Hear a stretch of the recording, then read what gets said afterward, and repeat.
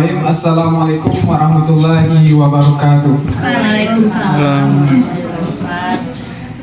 Baik, pertama bersyukur kita kepada Allah Subhanahu wa taala atas limpahan rahmat dan karunia-Nya kita dapat hadir berkumpul di ruang guru dalam rangka pelaksanaan aksi nyata diseminasi budaya positif di sekolah di SMP Negeri 19 Kerinci.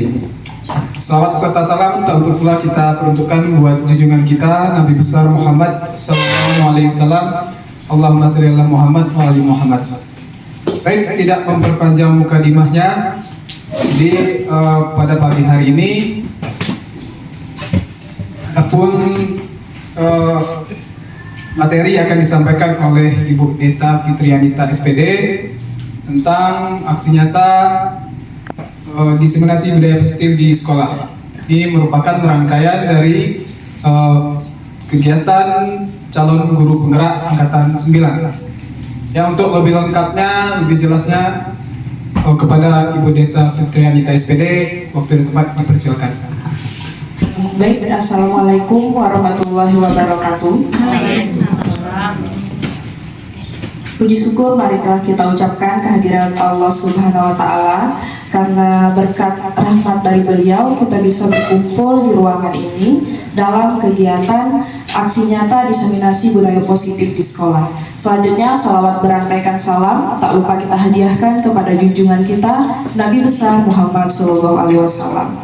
Sebelumnya saya mengucapkan terima kasih kepada Bapak Kepala Sekolah dan Bapak Wakil yang telah bersedia mengizinkan saya untuk menyampaikan diseminasi saya di sini. Seterusnya saya mengucapkan terima kasih juga kepada moderator Pak Gumara yang telah mempersilahkan saya untuk menyampaikan aksi nyata saya. Selanjutnya saya berterima kasih banyak kepada Bapak Ibu yang berkesempatan hadir di ruangan ini dalam kegiatan diseminasi budaya positif di sekolah. Nah, sebelum itu saya ingin meminta izin dan meminta maaf sebelumnya. Saya di sini bukan maksud menggurui, tapi saya hanya ingin berbagi pengalaman ataupun sharing tentang budaya positif yang telah saya pelajari di guru penggerak ini dalam beberapa bulan terakhir. Sebelumnya itu saya bukan maksud menggurui, tapi hanya sebagai wadah untuk kita sharing, Bapak Ibu. Nah, selanjutnya alangkah baiknya kita memperkenalkan diri terlebih dahulu. Saya di sini di bawah pimpinan Bapak Fasilitator Bapak Trireko Hernando. Beliau adalah dari Pulau Jawa, Bapak Ibu. Nah, selanjutnya ada pendamping praktik saya Bapak Safrial Hadi SPD. Beliau saat ini bertugas di SMK 1, tepatnya di Kayu Aro. Dan saya sendiri CGP Angkatan 9, dan mudah-mudahan nanti C-nya hilang bisa menjadi GP Angkatan 9, yaitu saya sendiri Deta Fitrianita SPD.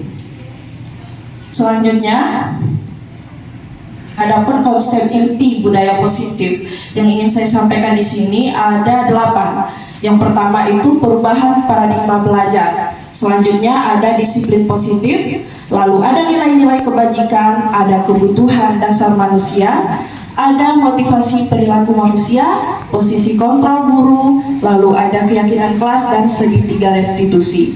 Nah, di dalam modul 1.4 ini di budaya positif, kami CGP Angkatan 9 itu telah mempelajari sedikit banyak ke-8 hal tersebut. Nah, hal ini juga yang akan saya sampaikan di sini kepada Bapak Ibu semua, supaya ilmu saya tidak hanya untuk saya sendiri, tapi bisa saya sharingkan, saya bagikan kepada Bapak Ibu semua.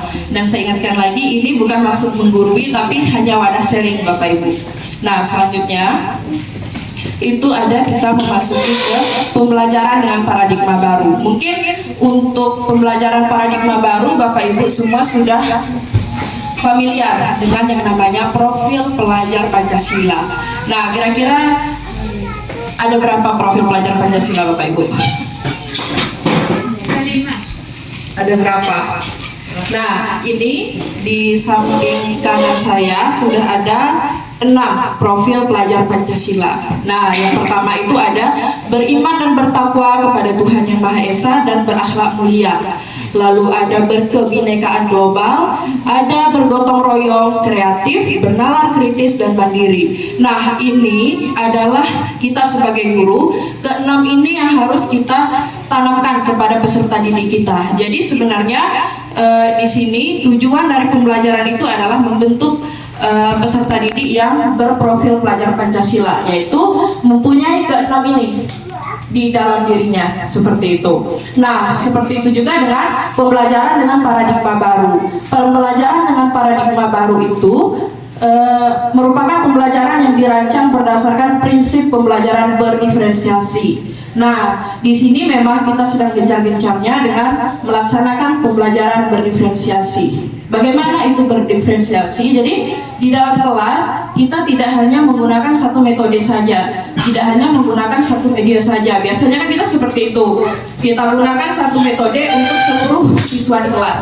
Kita gunakan satu media untuk seluruh siswa di kelas. Nah, untuk pembelajaran paradigma baru ini kita dituntut untuk bisa menyesuaikan dengan keterampilan peserta didik. Misalnya peserta didik yang hobi berbicara itu kita gunakan sistem maju ke depan gitu. Siapa yang bisa silakan sampaikan pendapatnya. Yang hobi menggambar tidak ada salahnya kita suruh dia membuat tugas dalam bentuk gambar. Ini sebagai contoh. Misalnya kami di bahasa Indonesia itu ada namanya teks deskripsi. Nah, teks deskripsi itu intinya kita membuat laporan tentang sesuatu yang telah kita amati. Misalnya sesuatu yang telah objek wisata kita ambil, objek wisata yang telah kita kunjungi itu kita deskripsikan. Kita deskripsikan satu-satu apa saja yang ada di sana.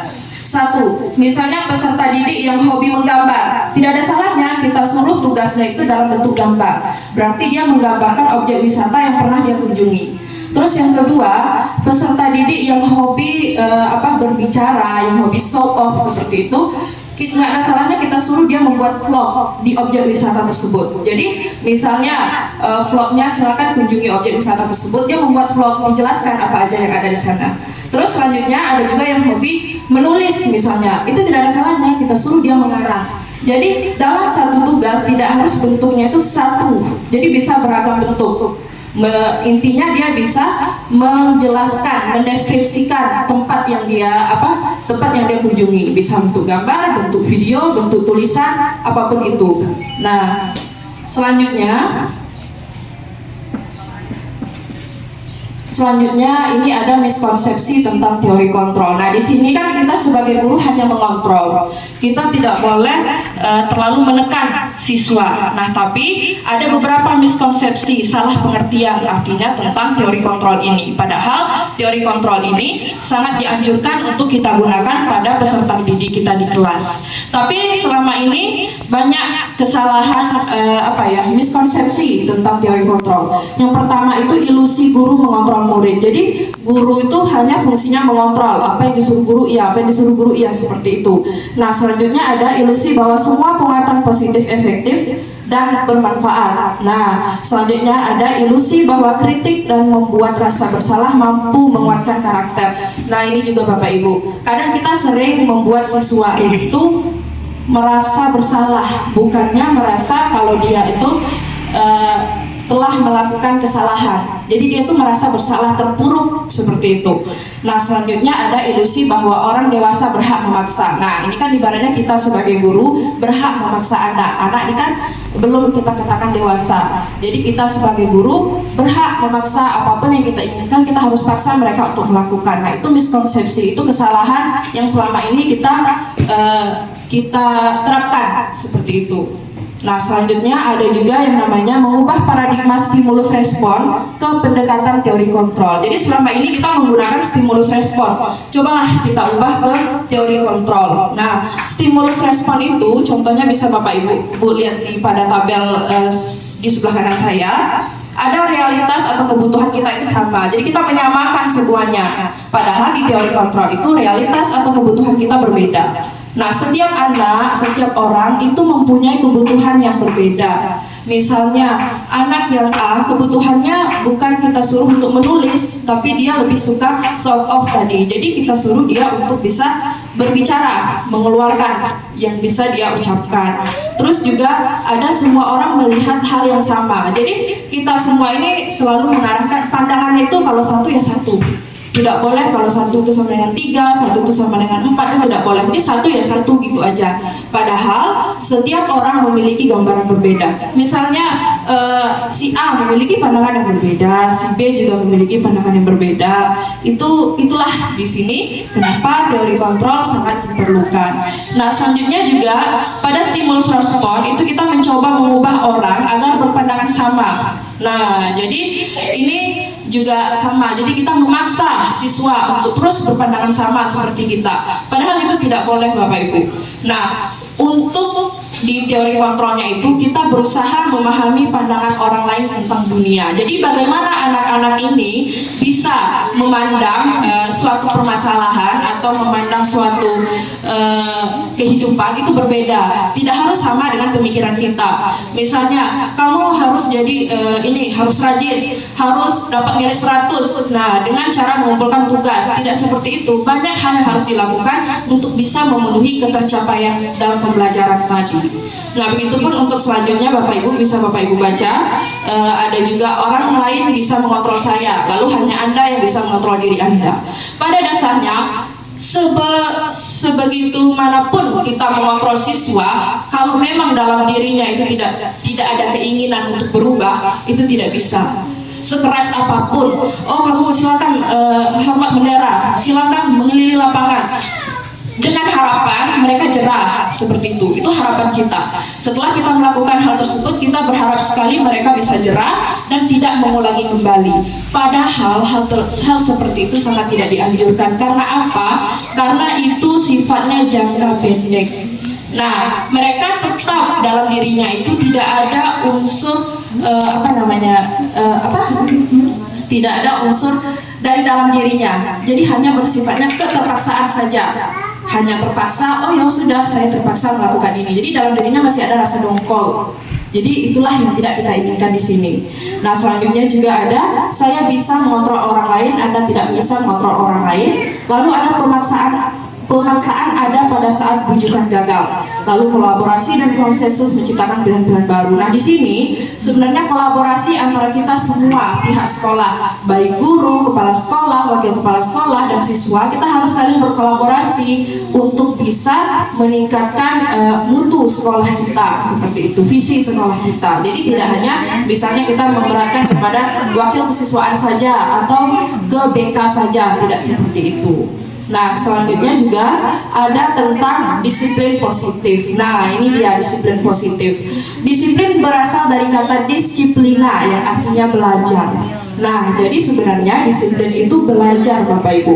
Ada juga disiplin mengacu pada disiplin diri yang memiliki tanggung jawab tentang apa yang dilakukan berdasarkan nilai-nilai yang diyakini. Lalu ada disiplin positif, merupakan salah satu cara penerapan disiplin yang bertujuan untuk menumbuhkan kesadaran serta memberdayakan peserta didik tanpa imbalan atau reward, ancaman atau hukuman. Nah, di sini disiplin positif kita tetap bisa mendisiplinkan siswa tanpa harus ada ancaman. Selama ini bagaimana yang kita lakukan, Bapak Ibu? Bukan di sekolah kita saja, tapi hampir kalau menurut saya di semua sekolah itu menggunakan disiplin dengan nada ancaman. Ada yang berbentuk fisik, itu seringkali kita temui. Nah, kita tidak menganggap itu salah, tapi itu belum tepat untuk dilakukan. Nah, disiplin positif di sini bertujuan agar bagaimana kita seorang guru bisa mendisiplinkan anak, tapi tidak dengan nada ancaman, tidak dengan kekerasan. Karena apa? Karena di sini anak itu juga berhak, mereka juga manusia. Jadi mereka berhak diperlakukan layaknya manusia. Dengan kita membawa apa biasanya? Ini saya bukan menggurui ya Bapak Ibu, tapi menyampaikan pengalaman. Bukan di sekolah kita saja, sering kita temui kalau setiap upacara, setiap baris pasti harus ada satu orang guru yang memegang kayu. Kalau tidak, kalau Bapak Ibu guru aja yang berkuar-kuar di depan, tidak akan didengar. Masih juga duduk-duduk, masih juga di kantin, masih juga berjalan dengan tanpa ada rasa buru-buru ingin berbaris gitu. Tapi sebenarnya itu bukanlah hal yang tepat untuk dilakukan. Nah, hal yang tepat dilakukan bagaimana supaya kita bisa meningkatkan disiplin itu dari dalam diri anak. Apabila itu sudah tertanam dari dalam dirinya, oh iya, kewajiban saya setiap pagi adalah piket umum, kewajiban saya setiap pagi adalah melaksanakan apel. Apabila dari dalam diri anak sudah tumbuh rasa seperti itu, kita tidak harus bersusah payah lagi membawa kayu, berteriak-teriak. Nah, bagaimana caranya? Itu tadi caranya. Bagaimana caranya kita bisa menimbulkan rasa dari dalam diri anak, rasa apa namanya ya, rasa disiplin dari dalam diri anak, seperti itu. Nah, selanjutnya, sebagai pendidik, kita sebagai guru, tujuan kita adalah menciptakan peserta didik yang mempunyai disiplin diri, sehingga mereka berperilaku mengacu kepada nilai-nilai kebajikan universal dan memiliki motivasi intrinsik dalam perubahan perilaku ke arah yang lebih baik. Jadi kalau dia motivasinya sudah intrinsik, sudah dari dalam, itu mudah kita mengaturnya. Nah, tugas kita, PR kita sebagai tenaga pendidik, sebagai guru, bagaimana cara kita menimbulkan itu supaya tumbuh dari dalam diri anak. Percayalah Bapak Ibu, dengan menggunakan kekerasan tidak akan bertahan lama. Dengan menggunakan kekerasan, anak hanya akan dongkol, hanya akan marah, lalu akan diulangi lagi. Nah, bagaimana caranya? Itu PR untuk kita Bapak Ibu. Kita harus menumbuhkan dari dalam dirinya. Disiplin itu penting. Kamu siswa, kamu harus melakukan atau mengikuti keyakinan yang ada di sekolah kita, seperti itu. Nah, selanjutnya juga ada nilai-nilai kebajikan. Nah, ini berhubungan dengan disiplin positif tadi. Nilai-nilai kebajikan yang disepakati bersama lepas dari suku bangsa, agama, bahasa maupun latar belakangnya. Jadi, nilai-nilai kebajikan ini harus kita buat, tidak boleh ada unsur-unsur memojokkan suku tertentu, agama tertentu, ataupun latar belakang tertentu. Nah, yang pertama ada profil pelajar Pancasila. Ini yang sudah kita bahas tadi Bapak Ibu. Ada 6. Ada beriman dan bertakwa kepada Tuhan Yang Maha Esa dan berakhlak mulia. Bagaimana cara kita bisa menerapkan, kita bisa menumbuhkan peserta didik yang beriman dan bertakwa tadi, lalu menumbuhkan peserta didik yang berkebinekaan global. Nah, jadi mereka itu terbuka dengan hal-hal baru.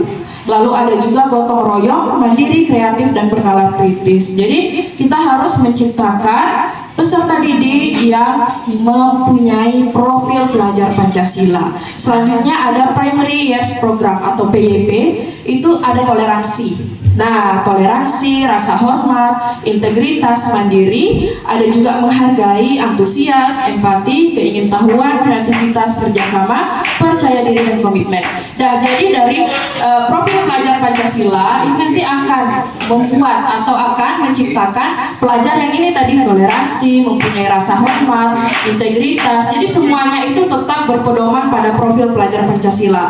Nah, kenapa sekarang pemerintah itu gencar-gencarnya mensosialisasikan tentang profil pelajar Pancasila? Karena memang di dalam profil pelajar Pancasila ini akan menciptakan peserta didik yang ini tadi, yang sesuai dengan keinginan kita. Jadi dia tidak hanya habis di sekolah saja. Tujuan dari profil pelajar Pancasila itu bisa berbaur ke masyarakat juga. Jadi setelah lepas dari sekolah, mereka itu bisa berbaur ke masyarakat, terjun ke masyarakat, seperti itu.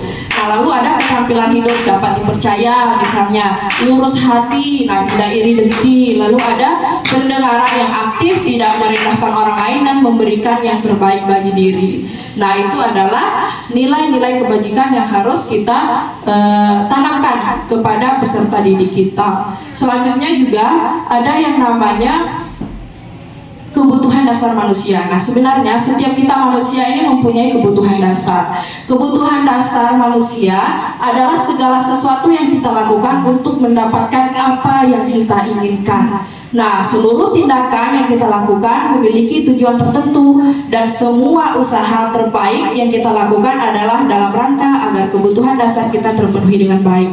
Jadi sebenarnya setiap peserta didik, setiap kita sebagai insan manusia ini mempunyai kebutuhan dasar.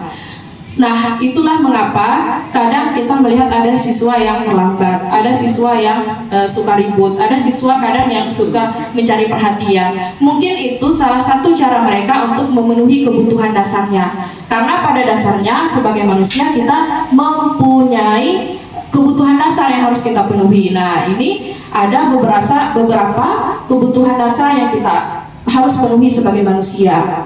Nah, 5 kebutuhan dasar manusia itu yang pertama ada bertahan hidup. Nah, ini kebutuhan dasar kita yang pertama. Ada makanan, pakaian, tempat tinggal, keamanan, dan kesehatan.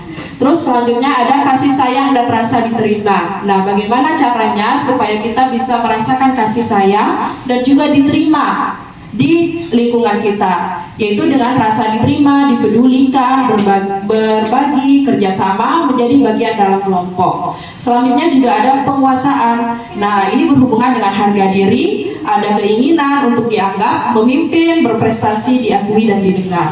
Selanjutnya ada kebebasan, yaitu mandiri, memiliki pilihan, mencoba hal baru, mampu mengendalikan arah dirinya. Selanjutnya juga ada kesenangan, yaitu bermain, humor, antusias, dan tertawa. Nah, siapa tahu barangkali peserta didik kita yang melakukan kesalahan itu tadi, itu mereka berusaha untuk memenuhi salah satu kebutuhan dasar manusia itu tadi. Jadi makanya kita sebagai peserta, sebagai pendidik itu jangan langsung mencat, oh dia terlambat, langsung dihukum seperti itu. Kita tanya dulu alasannya seperti apa. Mungkin ada hal-hal yang memang harus dipenuhinya seperti itu. Sama seperti kita layaknya manusia. Ada kelima kebutuhan dasar ini yang harus kita penuhi. Kadang ada memang caranya itu yang positif, ada caranya yang negatif. Nah, tentunya yang kita harapkan untuk memenuhi kelima kebutuhan dasar ini, kita harus bisa menggunakan cara yang positif. Tapi yang namanya peserta didik masih proses belajar terus, mungkin untuk memenuhi 5 kebutuhan dasar ini mereka menggunakan cara yang negatif. Oleh karena itu tidak sesuai dengan keyakinan sekolah kita. Nah, sebagai pendidik kita juga diharap mampu membentuk peserta didik yang memenuhi kebutuhan dasarnya itu dengan cara positif, tidak dengan cara negatif seperti itu. Nah, selanjutnya juga ada motivasi perilaku manusia. Nah, tadi itu berhubungan 5 kebutuhan dasar. Jadi motivasi kita perilaku manusia itu pertama untuk menghindari ketidaknyamanan atau hukuman. Nah, setiap manusia saya rasa pasti akan menghindari ketidaknyamanan atau hukuman. Lalu untuk mendapatkan imbalan atau penghargaan dari orang lain. Nah, ini sering juga kadang melakukan sesuatu tapi mengharapkan imbalan dan mengharapkan penghargaan seperti itu. Itu tidak munafik ya Bapak Ibu, pasti sebagai manusia kita melakukan hal yang seperti itu. Nah, selanjutnya untuk menjadi orang yang mereka inginkan dan menghargai diri sendiri dengan nilai-nilai yang mereka percaya. Jadi mereka melakukan sesuatu sesuai dengan yang mereka percaya tanpa tahu itu salah atau benar sebenarnya. Nah, untuk yang pertama dan kedua itu sebenarnya motivasi ekstrinsik, jadi dari luar. Nah, yang ketiga ini ada motivasi intrinsik dari dalam diri. Nah, untuk menjadi orang yang diinginkan itu harus menghargai diri sendiri dengan nilai yang mereka percaya. Nah, kita harus menumbuhkan nilai-nilai yang mereka percaya itu adalah nilai-nilai yang positif. Nilai-nilai ini kan ada yang positif, ada yang negatif. Jadi kita tumbuhkan bagaimana supaya mereka itu bisa meyakini dalam dirinya nilai-nilai yang positif yang diterapkan seperti itu.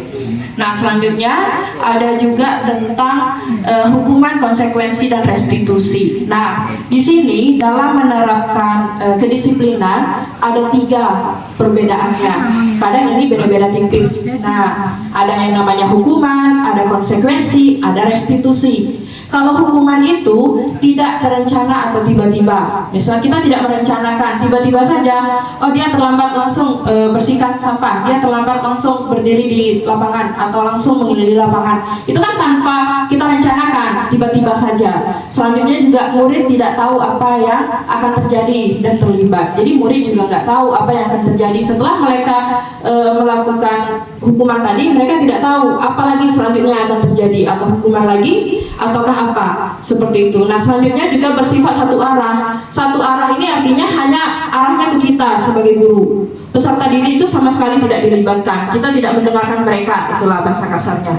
Nah, selanjutnya berupa hukuman fisik atau psikis. Biasanya bisa dengan hukuman fisik itu tadi push up misalnya, lari, dihukum dicubit, dijewer, nah itu hukuman fisik. Lalu biasanya juga psikis itu dengan kata-kata yang kasar seperti itu. Kita mengasari mereka, kasar, berbicara kasar, kamu ini misalnya apalah gitu, kita kata-kata yang kasar yang bisa menyakiti hati mereka. Nah, selanjutnya ada juga yang namanya konsekuensi. Nah, konsekuensi ini terencana dan disepakati sesuai dengan peraturan. Jadi terencana ini kita sudah merencanakan dari jauh-jauh hari apa saja yang tidak boleh dilakukan. Kalau dilakukan mereka akan dihukum. Jadi ini sudah kita lakukan sebelumnya seperti itu. Nah, lalu murid tetap dibuat tidak nyaman. Karena apa? Karena mereka ujungnya bakalan dapat konsekuensi. Murid juga tidak nyaman. Ini juga sifatnya lebih ke satu arah seperti itu. Dan sikap guru selalu memonitor murid. Jadi kita hanya selalu memonitor murid seperti itu. Murid itu tidak punya kebebasan. Nah, kebebasan di sini bukan arti bebas sebebas-bebasnya melanggar peraturan, tapi ada tadi kelima kebutuhan dasar yang harus mereka penuhi. Nah, selanjutnya ada restitusi. Nah, di dalam kami pendidikan guru penggerak itu memang yang dianjurkan itu adalah restitusi. Kalau hukuman dan konsekuensi itu sifatnya masih merugikan sebelah pihak, artinya merugikan pihak murid seperti itu. Nah, jadi untuk restitusi ini proses menciptakan kondisi bagi murid untuk memperbaiki kesalahan. Nah, selanjutnya juga proses kolaboratif yang mengajarkan murid untuk mencari solusi. Jadi kita tidak hanya bisa menghukum saja, misalnya kamu salah silakan ini, kamu salah silakan itu tidak Bapak Ibu. Jadi kita ajarkan bagaimana mereka supaya memperbaiki kesalahannya tersebut, bagaimana solusi. Kalau sekedar menghukum ya sudah, lalu saja. Solusinya apa?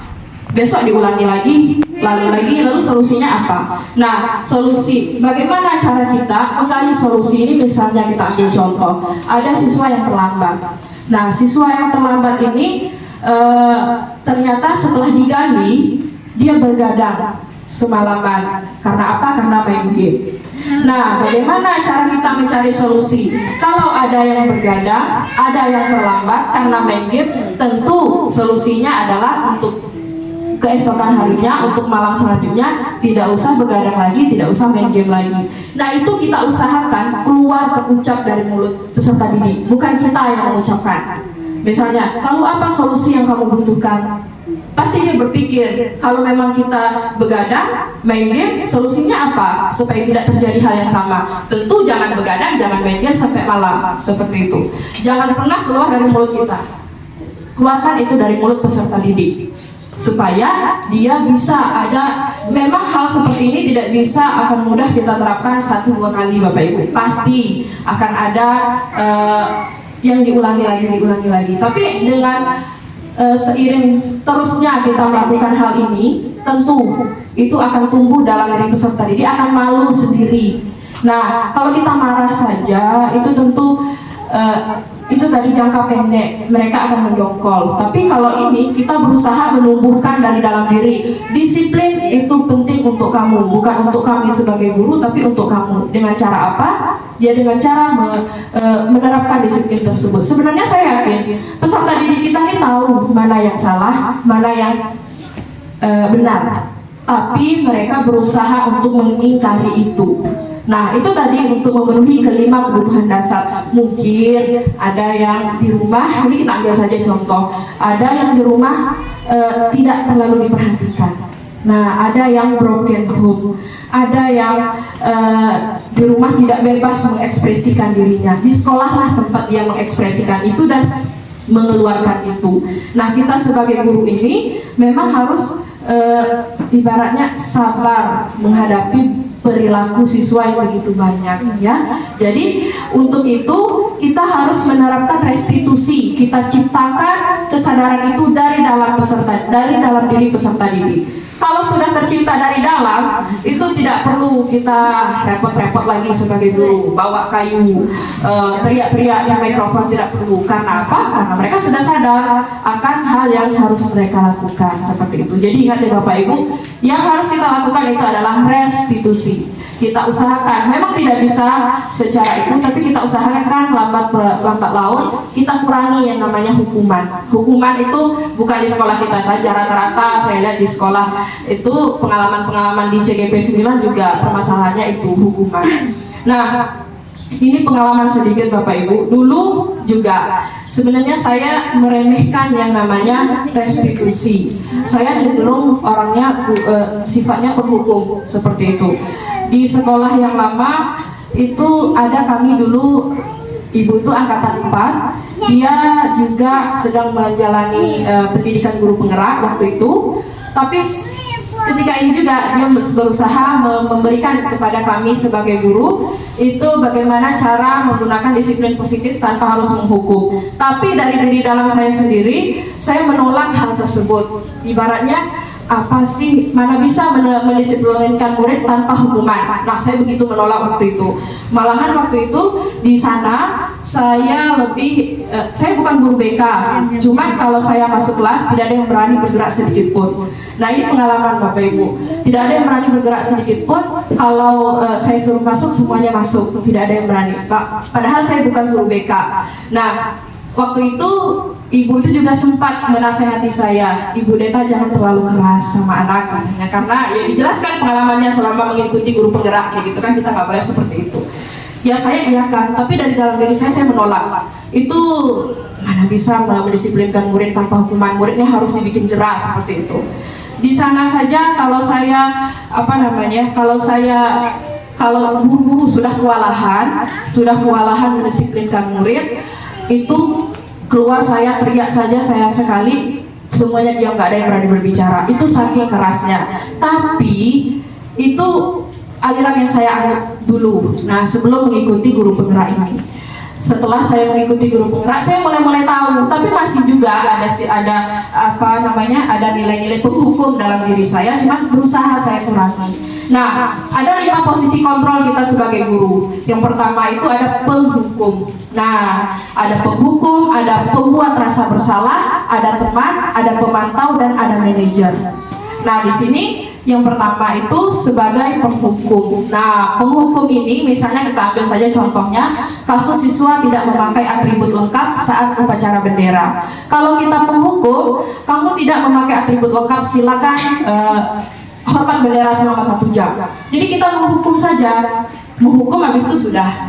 Nah, selanjutnya ada lagi kalau kita pembuat rasa bersalah. Pembuat rasa bersalah ini berapa kali ibu bapak harus memberitahu kamu? Kita mengucapkan kalimat ini kepada siswa. Berapa kali bapak ibu harus memberitahukan kamu selalu saja mengecewakan bapak ibu. Jadi kita membuat dia ini seolah bersalah sekali gitu. Kita judge dia bersalah. Jadi dia ini merasa tidak enak juga rasanya. Nah, selanjutnya ada juga kita sebagai teman. Nah, ini juga sering saya temui.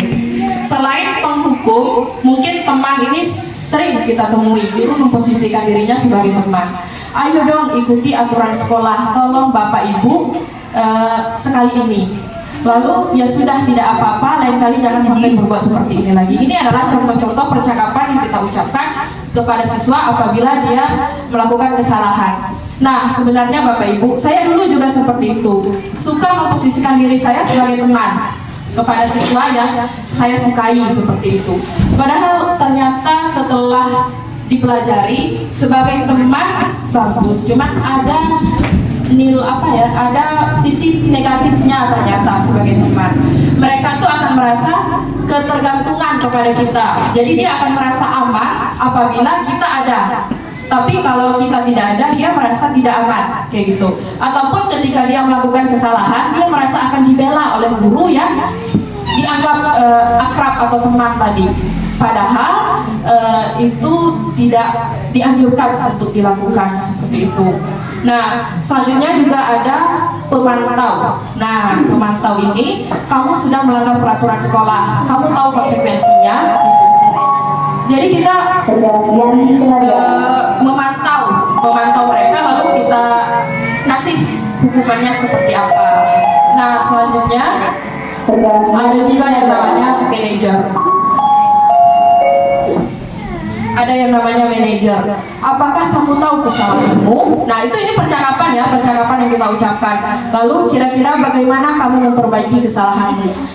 Di antara kelima posisi kontrol tadi, ada pemantau, ada teman, ada pembuat rasa bersalah, ada penghukum, dan ada manajer. Yang paling dianjurkan, nah memang diharuskan untuk kita melakukan itu adalah sebagai manajer.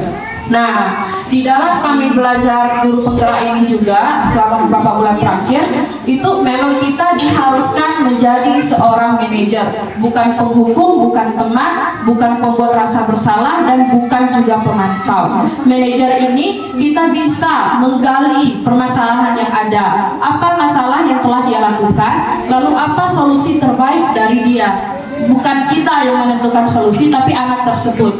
Kenapa hal ini dilakukan? Karena kita mempersiapkan anak-anak ini untuk bisa terjun ke masyarakat. Jadi tujuan dari Merdeka Belajar ini, profil pelajar Pancasila, bukan hanya sekedar mempersiapkan mereka di bangku sekolah saja, tapi mempersiapkan mereka bagaimana setelah tamat dari sekolah mereka bisa terjun ke masyarakat sebagai individu yang baik, yang bisa berbaur dengan masyarakat. Jadi nggak habis di sekolah saja, tidak habis di sekolah saja. Ketika mereka terjun ke masyarakat, mereka bisa memposisikan diri mereka. Itulah tujuannya. Nah, selanjutnya juga dari sekian banyak yang telah kita bahas tadi, ada posisi teman, ada posisi pemantau, ada posisi pembuat rasa bersalah, ada penghukum, dan juga yang kelima ada manajer. Kira-kira kalau percakapannya seperti ini, saya kecewa sekali dengan kamu, itu masuk ke yang mana kira-kira Bapak Ibu? Ke yang mana? Membuat rasa bersalah, saya kecewa sekali dengan kamu. Jadi kita tuh dengan nada yang saya kecewa sekali dengan kamu. Murid ini dengan kita berbicara seperti itu, tentu mereka akan merasa bersalah. Oh, saya sudah mengecewakan bapak ibu tersebut. Jadi mereka akan dalam dirinya akan selalu ada rasa bersalah, merasa bersalah terus seperti itu. Kalau kita terus-menerus melakukan hal yang sama. Nah, selanjutnya juga ada lagi percakapan yang kamu tidak pernah benar melakukannya. Kira-kira masuk kemana? Kamu tidak pernah benar melakukannya. Kemana kira-kira masuk Bapak Ibu? Kemana kira-kira Bapak Ibu? Nah, untuk kamu tidak pernah benar melakukannya, apakah masuk ke penghukum, atau pembuat rasa bersalah, atau pemantau, atau teman, atau manajer? Saya rasa ini lebih cocok masuk ke penghukum. Nah, kamu tidak pernah benar melakukannya. Jadi kita selalu mengejar siswa tersebut. Selanjutnya juga ada apa rencanamu untuk menyelesaikan masalah ini? Nah, kira-kira ini masuk kemana? Apa rencanamu untuk menyelesaikan masalah ini? Sudah. Apa rencanamu untuk menyelesaikan masalah ini? Ingat, masalah solusi itu tadi harus keluar dari mulut siswa, harus keluar dari mulut murid itu. Jadi ini lebih tepat manajer. Jadi kalau kita sebagai guru memposisikan sebagai manajer, kata-kata ini tidak ada salahnya kita gunakan. Misalnya, apa rencanamu untuk menyelesaikan masalah ini? Apa rencanamu supaya tidak terlambat lagi? Apa masalahmu supaya apa solusi rencanamu untuk menyelesaikan permasalahanmu gitu. Jadi kita menanyakan kepada siswa biar mereka yang berpikir sendiri. Tidak usah kita kita hakimi seperti itu. Biarkan mereka menyelesaikan masalahnya, tapi tetap kita sebagai fasilitator. Nah, selanjutnya juga ada yang namanya ayolah lakukan demi Bapak Ibu. Nah, ini tadi masuk kemana kira-kira? Ayolah lakukan ini demi Bapak Ibu. Jadi dia melakukannya itu demi kita karena dia merasa dekat dengan kita dari teman. Jadi teman ini itu tadi banyak dilema, banyak memang guru yang mengatakan alangkah lebih baiknya kalau kita berteman dengan murid, alangkah lebih baiknya kalau kita dekat dengan murid. Memang betul, posisi teman itu memang baik sebenarnya, hubungan yang baik antara kedua belah pihak. Cuman ada efek negatifnya, jadinya siswa ketergantungan, siswa akan mudah merasa kecewa. Kalau misal tidak kita bantu, mereka akan kecewa karena mereka menganggap kita tuh orang terdekatnya di sekolah ini, menganggap kita sebagai teman. Nah, itu juga yang saya dapat, bahwa nggak ada salahnya kita dekat dengan siswa, tapi kedekatan yang berdistansi, artinya tuh kedekatan tersebut harus mempunyai batas. Jangan, oh gimana cara kita kayak udah sebaya, jadi mereka pun berbicara seperti sebaya saja sama kita, nggak ada hak hormatnya, tidak ada rasa hormatnya. Terus mereka juga berbicara tidak dengan sopan. Sebenarnya kan berbicara dengan yang lebih tua, seumuran dengan yang muda kan ada normanya. Nah, dengan kita memposisikan kita sebagai teman, itu tidak akan membuat mereka itu lebih sopan, malahan mereka akan semakin melunjak seperti itu, karena merasa dekat dengan kita. Oh, nanti kalau saya buat kesalahan, ibu itu akan membela saya, seperti itu. Nah, itu harus kita hindari. Selanjutnya juga ada yang namanya kamu tidak pernah mendapat nilai jika tidak mengerjakan tugas. Nah, kira-kira ini masuk ke posisi yang mana? Kamu tidak pernah mendapatkan nilai jika kamu tidak mengerjakan tugas. Itu masuk ke posisi pemantau. Nah, pemantau itu akan sebenarnya pemantau dengan kontrol itu kan berdekatan. Cuman kalau pemantau ini tetap membuat peserta didik tidak nyaman. Kalau manajer itu kita akan membuat peserta didik itu nyaman. Jadi mereka akan nyaman membicarakan permasalahannya ke kita dan menyelesaikan masalah tersebut. Saya rasa kalau kita menerapkan itu semuanya akan, kalau semua kita menerapkan itu, bisa bekerja sama juga dengan peserta didik kita, itu akan tercipta suatu lingkungan sekolah yang menyenangkan. Nah, perlu diingat Bapak Ibu, sebenarnya tujuan dari Merdeka Belajar ini adalah membuat pembelajaran menyenangkan dan bahagia. Jadi di dalam kelas itu misalnya kita tidak harus duduk diam, perhatikan. Nah, kelas itu untuk Merdeka Belajar sekarang boleh dalam keadaan ibaratnya bukan rusuh, tapi tidak harus hening seperti dahulu. Kalau dahulu duduk diam, dengarkan, catat gitu. Kalau sekarang mereka boleh berjalan ke sana, berjalan ke sini, tapi dalam konteks masih pembelajaran. Misalnya bagian kelompok yang hobi apa tuh tadi yang saya bilang, yang kelompok yang hobi visual misalnya, suruhlah mereka menulis di antara itu. Terus yang hobi audio visual silakan gunakan. Makanya sekarang HP itu sebenarnya dilema bagi kita, boleh dibawa tapi kita takut peserta didik melakukan hal-hal yang tidak diinginkan. Nah, di dalam Merdeka Belajar ini memang kita harus menyesuaikan dengan kodrat alam dan kodrat zaman. Kodrat alam ini harus kita sesuaikan dengan peserta didik. Peserta didik yang hobi yang dia gaya belajarnya audio visual tidak akan bisa kita paksakan menjadi kinestetik, tidak akan bisa kita paksakan dia menjadi visual atau audio saja karena dia audio visual. Nah, oleh karena itu kita harus menggunakan metode atau media itu yang bervariasi. Yang kinestetik medianya gimana, lalu yang audio visual medianya bagaimana. Nah, untuk di dalam pembelajaran Merdeka Belajar ini juga kami mempelajari ada beberapa aplikasi yang bisa kita gunakan untuk meningkatkan motivasi belajar peserta didik. Misalnya bisa menggunakan quizzes, bisa menggunakan class point, bisa menggunakan puzzle maker. Nah, ini bisa kita gunakan untuk selingan-selingan saja, misalnya di tengah pembelajaran kalau sudah mulai bosan ataupun di akhir pembelajaran untuk menguji mereka ini paham atau tidak dengan materi yang kita jelaskan. Jadi tidak harus monoton saja. Nah, itu makanya sekarang kalau kita lihat di VT apa tuh namanya, VT TikTok banyak kadang yang memperagakan guru ketika K13 itu hanya bawa buku lalu bawa kotak pensil. Lalu ketika Merdeka Belajar ini bawa Infocus, bawa laptop, bawa gitar, bawa apa namanya speaker. Memang banyak media yang harus kita gunakan. Nah, itulah tantangan kita sebagai guru di era Gen Z saat ini. Nah, mereka itu saat ini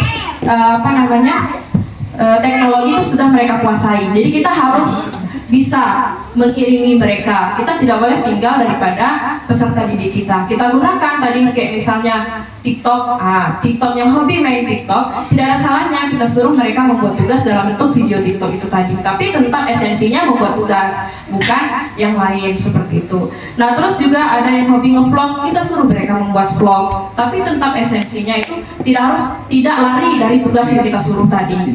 Nah, sama kayak tugas itu tadi yang saya bilang, teks deskripsi, boleh membuat gambar, boleh membuat vlog, boleh membuat tulisan. Jadi semuanya itu bervariasi. Itulah namanya merdeka belajar. Jadi merdeka mereka dalam belajar. Jadi mereka yang sama kayak seharusnya kita sebagai guru ini menggunakan tes awal. Nah, untuk bisa menerapkan pembelajaran diferensiasi, kita harus ada tes diagnostik dulu. Kita tidak misalnya ujuk-ujuk masuk saja ke dalam kelas, lalu kita tentukan, oh kamu visual, kamu kinestetik, kamu audiovisual, nggak seperti itu. Jadi memang harus ada tes diagnostiknya dulu. Tes diagnostik itu saya lupa apa nama aplikasinya, yang jelas ada aplikasi nanti yang bisa kita gunakan, tinggal kita download di Play Store. Itu bisa kita gunakan untuk menentukan mereka ini masuk visual, kinestetik, audiovisual atau yang itu. Nah, kalau kita sudah tahu di awal pembelajaran ini biasanya diterapkan di awal pertemuan awal sekali gitu, awal masuk sekolah. Kita sudah tahu kelompok ini dia kinestetik, kelompok ini audiovisual, kelompok ini visual. Kita langsung saja bisa mempersiapkan materi ajar atau media atau metode yang mengarah ke situ. Jadi tidak harus bentuknya itu terlalu terlalu kaku kalau menurut saya. Kaku itu dalam artian mereka melakukan tugas catat, tulis seperti itu, nggak harus seperti itu. Sekarang semuanya sudah serba teknologi. Itu tadi katanya harus sesuai dengan kodrat zaman. Nah, kodrat zaman itu menyesuaikan dengan perkembangan zaman. Kita tidak bisa memaksa mereka untuk sama dengan kita pada zaman dulu. Nah, waktu zaman kita memang teknologi belum begitu berkembang dengan pesat. Tapi saat ini hampir siswa kita itu mempunyai handphone. Saya rasa jarang yang tidak mempunyai smartphone. Jadi kalau kita ingin menugaskan mereka dalam bentuk hal-hal seperti itu akan mudah karena mereka udah punya perangkatnya seperti itu. Nah, lalu juga untuk di dalam kelas kita tidak ada salahnya menggunakan, ayolah kita mulai. Maksudnya nggak apa-apa kita berat menenteng fokus, menenteng pengeras suara seperti itu, menenteng gitar mungkin bagi guru seni nggak apa-apa, tapi yang penting ketercapaian pembelajaran kita itu tercapai. Meskipun mempunyai banyak media, guru susah bawanya nggak apa-apa, tidak masalah. Yang penting anak-anak ini tercapai, CP-nya itu tercapai tadi. Nah, kira-kira ada ini contoh penerapan. Oh ya, selanjutnya ada keyakinan kelas. Nah, ini yang penting Bapak Ibu. Setelah kita menerapkan tes diagnostik di awal, setelah kita tahu nih ini yang masuk kinestetik, masuk audiovisual, kita harus membuat keyakinan kelas. Nah, di sini ada pertanyaan, mengapa keyakinan kelas, mengapa bukan peraturan kelas? Nah, kenapa keyakinan, kenapa peraturan? Kenapa bukan peraturan? Kalau keyakinan ini dia sifatnya itu adalah dua arah, tapi kalau peraturan masih sifatnya satu arah. Peraturan misalnya datang dari kita, tidak boleh datang terlambat, seperti itu hanya dari kita. Mereka tidak ikut andil untuk menciptakan keyakinan peraturan tersebut. Tapi kalau keyakinan kita sama-sama, kita guru, mereka siswanya, ayo kita buat keyakinan kelas. Apa saja keyakinan-keyakinan yang kita yakini di kelas ini. Misalnya pertama ada yang ngasih tahu datang tepat waktu Bu, ataupun misalnya kalau mau izin minimal 5 menit, maksimal 10 menit seperti itu, maksimal 7 menit. Itu dari mereka sendiri. Mereka tulis, ataupun kalau membuatnya lebih menarik boleh kita kasih kayak sticky note. Mereka tulis lalu mereka tempelkan di papan tulis. Setelah mereka tempelkan, nanti kita pilih dan pilah mana yang bisa rasanya masuk ke dalam keyakinan kelas. Jadi perlu adanya keyakinan kelas. Kalau mereka sudah meyakini sesuatu, sama dengan kita meyakini sholat. Nah, kita yakini sholat itu adalah kewajiban kita sebagai umat muslim. Kalau tidak kita lakukan, kita merasa berdosa. Nah, begitupun dengan siswa. Jadi mereka harus meyakini hal tersebut. Misalnya datang ke kelas tepat waktu. Nah, Kalau mereka sudah meyakini itu, berarti mereka tidak akan melanggar hal tersebut, merasa berat untuk melanggar karena sama-sama sudah kita yakini. Nah, ingat Bapak Ibu, yang untuk keyakinan dan peraturan ini alangkah baiknya atau memang dianjurkan keyakinan kelas, jangan dengan peraturan kelas. Nah, pembentukan keyakinan kelas ini ada beberapa hal. Satu, dia bersifat abstrak, lalu berupa pernyataan universal, dibuat dalam pernyataan positif, sedikit saja agar mudah diingat, lalu sesuai dengan kondisi kelas dan sekolah sehingga mudah diterapkan, dan semua warga sekolah atau kelas dilibatkan saat membuat keyakinan. Jadi tidak usah terlalu banyak sampai belasan, tidak usah. Nah, dikit saja tapi dia mengena tepat seperti itu. Dan juga semua warga kelasnya harus ikut berpartisipasi dalam menentukan keyakinan. Jangan dari kita guru aja, jangan juga dari beberapa murid aja, semuanya kita ajak untuk berkolaborasi untuk bisa menciptakan keyakinan kelas tersebut. Nah, jadi ini memang tolok ukurnya nanti banyak Bapak Ibu, keyakinan kelas, lalu tes diagnostik dulu, lalu keyakinan kelas, seperti itu. Nah, itu memang harus dianjurkan di dalam pembelajaran paradigma baru ini. Nah, selanjutnya ada segitiga restitusi. Nah, segitiga restitusi ini biasanya kita terapkan ketika menyelesaikan masalah pada murid.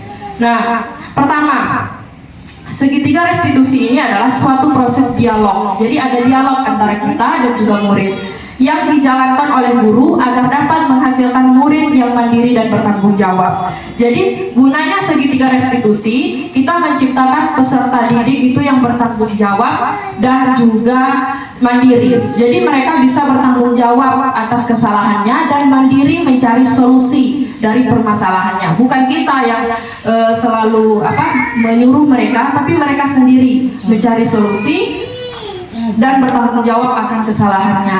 Nah, segitiga restitusi ini ada 3 tahapan. Yang pertama itu menstabilkan identitas, lalu ada validasi tindakan yang salah, dan menanyakan keyakinan. Nah, itu adalah 3 tahap restitusi. Nah, untuk menstabilkan identitas ini tahap pertama. Nah, dalam segitiga restitusi, menstabilkan identitas itu adalah tahapan yang pertama. Berdasarkan prinsip, membuat kesalahan adalah bagian dari proses pembelajaran. Jadi, membuat kesalahan itu adalah proses dalam pembelajaran. Jadi, kita tidak harus, oh kamu salah, langsung judge saja. Itu adalah proses Bapak Ibu. Untuk bisa benar, perlu ada proses dulu. Nah, pertama, ini adalah beberapa contoh percakapan yang bisa kita ucapkan kepada siswa dalam menstabilkan identitas. Misalnya, berbuat salah itu wajar. Jadi kita menstabilkan dulu. Ataupun tidak ada manusia yang sempurna.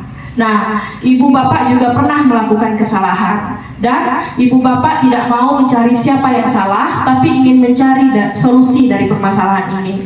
Dan yang terakhir, kamu berhak merasa begitu. Jadi ini percakapan-percakapan yang bisa, dialog-dialog yang bisa kita ucapkan ketika menstabilkan identitas. Ini yang pertama. Lalu yang kedua, itu ada validasi tindakan yang salah. Nah, validasi tindakan yang salah bukan berarti kita membenarkan tindakan tersebut, tapi kita memvalidasi dulu seperti ini. Nah, berdasarkan prinsip, setiap perilaku berupaya memenuhi suatu kebutuhan tertentu. Ini berhubungan dengan 5 posisi kontrol tadi.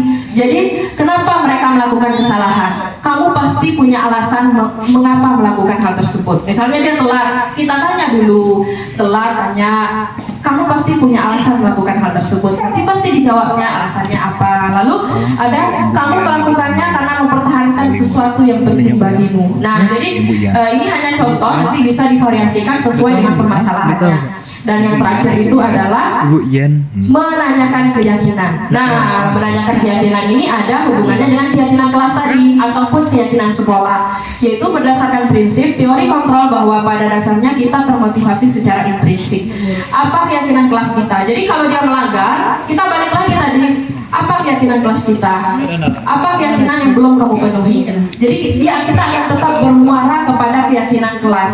Nah, itu kenapa sebenarnya sekolah pun dianjurkan untuk membuat keyakinan sekolah. Keyakinan sekolah itu segala sesuatu yang harus dipatuhi seluruh warga sekolah. Bukan hanya siswa, tapi guru pun mematuhi itu. Itu keyakinan sekolah. Kalau keyakinan kelas itu adalah bentuknya yang lebih kecil, hanya di dalam kelas yang kita ampu saja. Kalau kita siswa di dalam kelas tersebut, tapi kalau sekolah, semua warga sekolah harus melakukan itu. Kita tidak boleh ibaratnya pilih kasih, guru boleh melanggar, siswa tidak boleh. Itu tidak boleh. Di dalam keyakinan sekolah nanti semuanya harus mematuhi itu, dan semuanya juga berpartisipasi dalam menciptakan keyakinan. Tidak hanya dari guru saja, tidak hanya dari OSIS saja, semua warga ikut untuk membuat keyakinan sekolah. Nah, ini adalah salah satu contoh penerapan segitiga restitusi. Nah, ini kalau dilihat kasusnya itu ada seorang peserta didik yang tidak terima ketika PR-nya selalu dicontek. Nah, bagaimana cara kita? Karena tidak terima, dia menggebrak meja, marah lah sepertinya. Nah, itu bukan perilaku yang baik. Kenapa itu? Nah, ini contohnya penerapan segitiga restitusi. Nanti ada tulisan di bawahnya, bisa Bapak Ibu lihat bagaimana yang menstabilkan identitas, validasi tindakan yang salah, dan menandakan keyakinan. Kalau bisa masuk coba. Beberapa salah satu contoh saya menerapkan segitiga restitusi. Jadi ada kasus siswa yang marah ke teman sekelasnya karena tidak terima PR-nya selalu dicontek, dia mengubrak meja. Nah, dilakukan dulu validasi menstabilkan identitas. Kita tanya dulu kenapa. Lalu validasi tindakan yang salah, kita tidak membenarkan dia melakukan itu, tapi kita katakan bahwa memang wajar dia melakukan hal tersebut, kayak gitu. Karena kan wajar kalau selalu dicontek tapi dia marah, itu kan hal yang wajar. Kita validasi dulu, tapi di akhir kita tetap menanyakan keyakinan. Bagaimana kamu bisa benar nggak tindakan yang dilakukan? Kalau salah, apa norma atau apa nilai keyakinan kelas yang sudah dilanggar tadi? Nah, itu kenapa perlunya keyakinan kelas. Itu sangat penting karena apapun pelanggaran akan bermuara kepada keyakinan kelas atau keyakinan sekolah. Kalau mereka melanggar salah satu keyakinan kelas atau keyakinan sekolah, kita tidak boleh menghukum, kita harus mencari solusi. Jadi di sini di dalam budaya positif ini intinya mencari solusi, bukan menghukum. Nah, seperti itu. Kira-kira dari contoh penerapan budaya positif ini mungkin banyak Bapak Ibu juga yang sudah mengetahui sebelumnya, karena memang saat ini pembelajaran Merdeka Belajar sudah banyak bisa kita temui di platform-platform di YouTube, mungkin di TikTok juga banyak, di YouTube, lalu di ada aplikasi Merdeka Mengajar, Merdeka Belajar itu juga bisa Bapak Ibu peroleh dari situ. Nah, kira-kira kalau dari segi penyampaian ini ada hal yang perlu ditanyakan tidak? Sebelumnya saya kembalikan kepada moderator Pak Umar.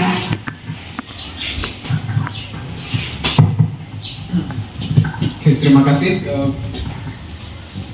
Itulah tadi penyampaian materi dari Ibu Deta Fitrianita. Cukup lebar, panjang, mulai dari bagaimana pembelajaran pada paradigma baru, mulai dari pembelajaran berdiferensiasi, dan ada teori kontrol, bagaimana posisi guru di dalam teori kontrol, hingga tadi ada segitiga restitusi. Ya, mungkin dari Bapak Ibu ada pertanyaan yang kurang jelas, mungkin 1-2 silakan.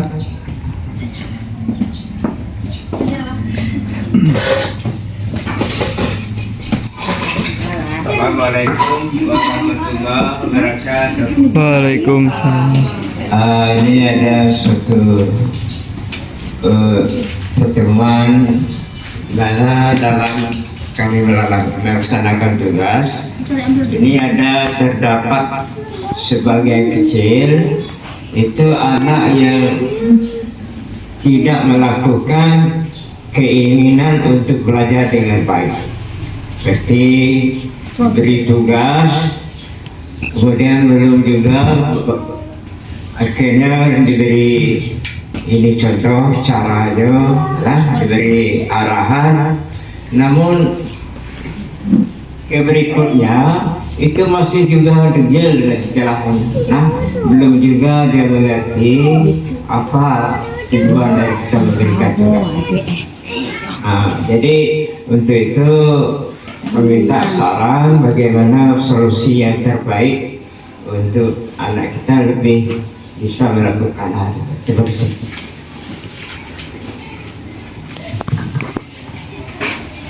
Pertanyaan dari Pak Amrazi tadi, ada siswa yang sudah berkali-kali ya Pak dijelaskan, diarahkan, diberi nasihat.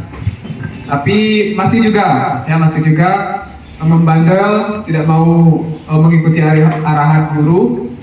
Jadi bagaimana sih solusinya? Kita menerapkan segitiga restitusi tadi. Bagaimana sih solusinya yang baik menurut penyaji? Mungkin langsung saja dijawab.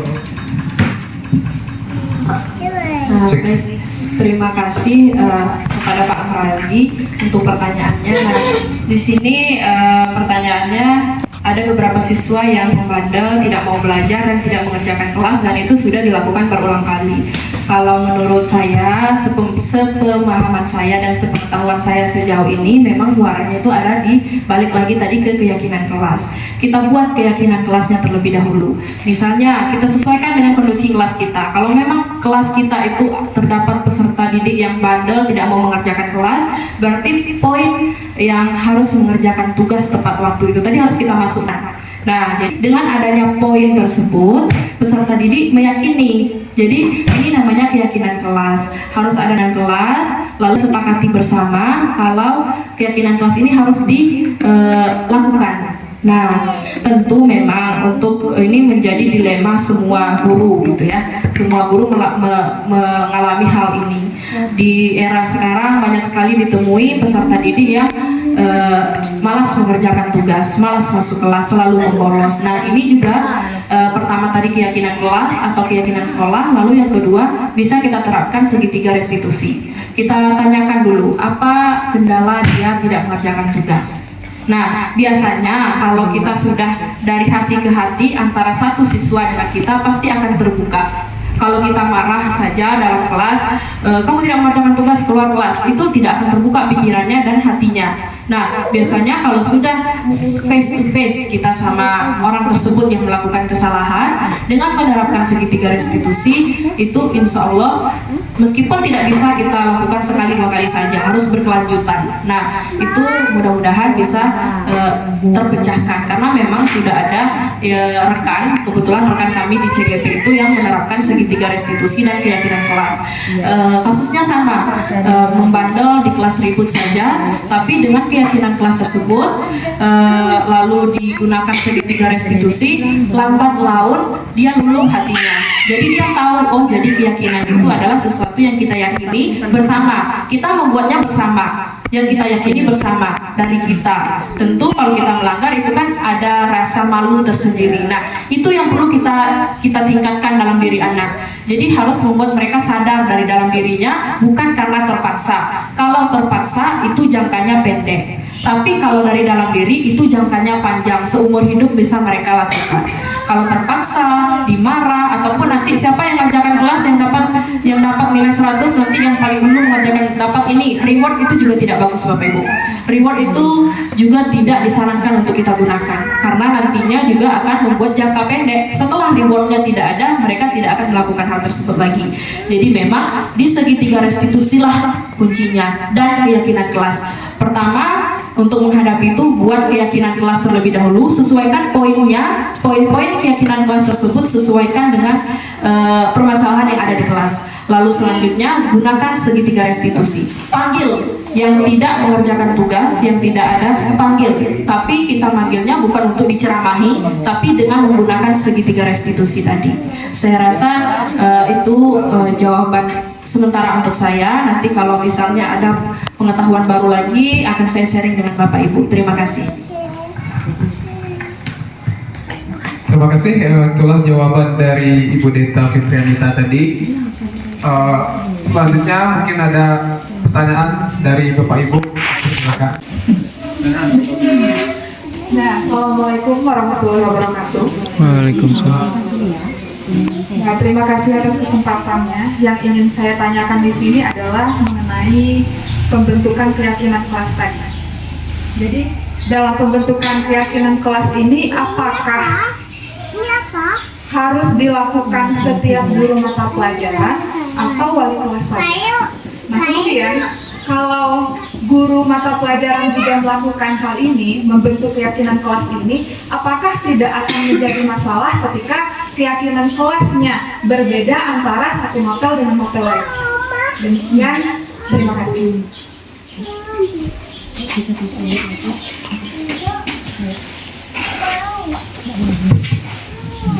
Mungkin bisa langsung dijawab oleh Bu Lita Fitria kita, dipersilakan.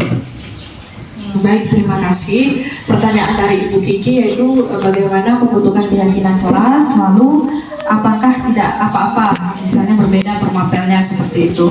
Nah, untuk keyakinan kelas itu tadi, kalau memang misalnya kita di SD itu ya wali kelas ya, tapi karena konteksnya kita di SMP ataupun SMA itu boleh kita terapkan per mata pelajaran. Misalnya keyakinan kelas di mata pelajaran bahasa Inggris, keyakinan kelas di mata pelajaran bahasa Indonesia. Itu memang konteksnya antara kita dan pas jam kita saja dengan peserta didik. Nah, pertanyaannya tadi tidak apa-apa jika berbeda. Memang seharusnya itu berbeda. Karena apa? Karena setiap pembelajaran pasti mempunyai masalahnya sendiri. Misalnya kita ambil contoh di kelas bahasa Inggris misalnya. Permasalahannya adalah siswa yang jarang mengumpulkan tugas. Tapi di kelas PPKN misalnya permasalahannya adalah siswa yang ingin cabut saja. Nah, itu tidak apa-apa kita sesuaikan dengan permasalahan yang ada di kelas kita. Nah, itu gunanya kita membuat keyakinan kelas per mapel itu tadi. Nah, kalau memang ada keyakinan kelas wali kelas misal ingin membuat, tidak apa-apa ditempel di depan. Tapi di bagian kecilnya kita per mapel punya keyakinan kelas. Jadi kita tanggung jawab kita gitu. Jadi pas pelajaran bahasa Indonesia itu tanggung jawab saya misalnya. Pas pelajaran bahasa Indonesia keyakinan kelas kita apa, jangan kita yakini bersama. Kalau bisa jangan dilanggar. Jadi memang tidak apa-apa berbeda. Memang dianjurkan untuk berbeda karena setiap mata pelajaran punya permasalahannya masing-masing. Terima kasih. Di kata kuncinya berbeda, sama dengan kita melakukan pembelajaran terhadap siswa juga berbeda-beda tadi ya Bu. Ada pembelajaran berdiferensiasi, artinya kita menyesuaikan kebutuhan belajar dari peserta didik. Begitupun dengan setiap mapel, tentu berbeda-beda pula cara penanganan ataupun gaya belajarnya. Oke, masih sama. Oke, mungkin ada lagi satu. Terima kasih atas kesempatannya. Di sini saya izin bertanya. Nah, kebetulan kalau di pembelajaran PPKM ya Bu, ini udah saya coba untuk menerapkan gitu. Namun itu ada sedikit perbedaan ketika generasi kelas 9 yang tahun kemarin itu diterapkan, alhamdulillah itu berjalan dengan lancar gitu.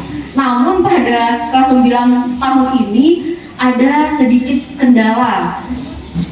Siswa mayoritas saya itu membuat keyakinan belajar itu memang dari siswa. Kira-kira apa ya peraturan apa sih peraturan yang perlu kita buat sehingga pembelajaran kita berjalan dengan baik? Mereka bilang, Bu, kalau kami ini boleh masuk kasih tenggang waktu misalkan 10 menit, misalkan waktu masuknya 10.30, Ibu kasih waktu kami 10.40. Kalau lewat dari itu kami dukung. Bahkan saya menanyakan hukumannya apa kepada siswa juga.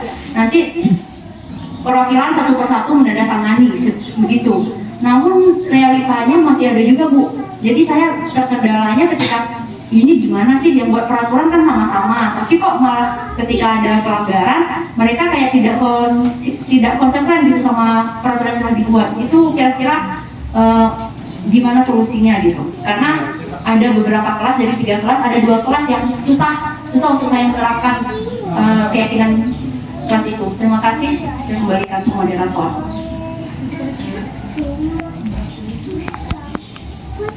Baik, terima kasih kepada Ibu Ella. Nah, pertanyaan seperti ini sebenarnya banyak kita temui permasalahan seperti ini ya Bapak Ibu. Sudah kita terapkan keyakinan kelas, masih saja ada yang melanggar. Itu hal yang wajar. Dan memang untuk budaya positif, disiplin positif ini memerlukan tidak bisa simsalabim, tidak bisa dalam waktu singkat. Memang harus terus-menerus kita laksanakan. Kami pun sempat bertanya kepada Bapak fasilitator ketika pendidikan itu, ketika sedang kuliah. Jadi ditanya, memang kuncinya Bapak Ibu kita harus sabar. Jadi intinya kita sebagai pendidik memang harus sabar menghadapi saat ini Gen Z itu Masya Allah perilaku sifatnya itu di luar nalar gitu ya. Jadi kadang membuat kita emosi, membuat kita ingin marah, mengeluarkan kata-kata kasar. Tapi itu balik lagi kita sebagai pendidik kita harus sabar, fasilitator. Nah kalau memang misalnya keyakinan kelas tersebut tidak efektif untuk dilakukan, silakan tanyakan lagi. Kita tanyakan lagi, ini kan kita sudah membuat keyakinan kelas, lalu keyakinan ini kita yakini bersama. Nah, apa dari mereka? Keinginan apa dari mereka? Kenapa masih juga melanggar? Keyakinan ini kan hal yang kita lakukan setelah kita yakini. Sama seperti sholat, kita sebagai umat muslim yakini sholat itu harus wajib dilakukan. Nah, begitupun dengan keyakinan ini harus kita lakukan di pembelajaran kita. Nah, untuk permasalahan seperti itu, ya memang harus kuncinya Bu Bella harus banyak sabar dan untuk menghadapi Gen Z pada zaman ini. Tapi balik lagi kita tidak boleh juga terlalu longgar. Nah, terlalu longgar itu artinya ya sudah kalau tidak menerapkan keyakinan kelas ya sudahlah gitu kan, juga tidak bisa. Kita harus bertindak sebagai manajer, sebagai fasilitator. Kita harus tanya apa alasan mereka melanggar, kenapa? Nah, kenapa mereka melanggar? Bukankah ini keyakinan kelas yang telah kita sepakati bersama? Kalau sudah kita sepakati, tentu harus diyakini, tentu harus dilakukan. Nah, ini emang akan efektif apabila kita dari hati ke hati. Kalau kita gunakan sistem marah, percayalah tidak akan bisa. Suruh mereka apapun itu hukumannya berbentuk fisik, verbal, tidak akan bisa. Mereka akan diam mendengarkan kita, memang iya. Memang mereka akan diam mendengarkan kita seolah mereka paham dan tidak akan mengulanginya lagi. Tapi nyatanya tidak seperti itu, besok pasti diulangi. Tapi memang harus kita membuat mereka tuh sadar dari dalam dirinya. Harus kayak ibaratnya tuh sebagai ibu yang hangat lembut gitu kepada peserta didik kita. Jadi memang harus menggunakan pendekatan segitiga restitusi itu tadi. Coba perlahan, lalu pasti kalau segitiga restitusi itu lambat laut pasti insya Allah lah akan bisa. Tapi tidak bisa dalam, nah kuncinya segitiga restitusi ini tidak bisa kita lakukan dengan banyak anggota seperti itu. Misalnya ada 10 yang melanggar, panggil dulu 2 atau 3 orang, akan menyentuh dari hati ke hati. Itu sebenarnya tujuannya di sini. Seperti itu. Terima kasih.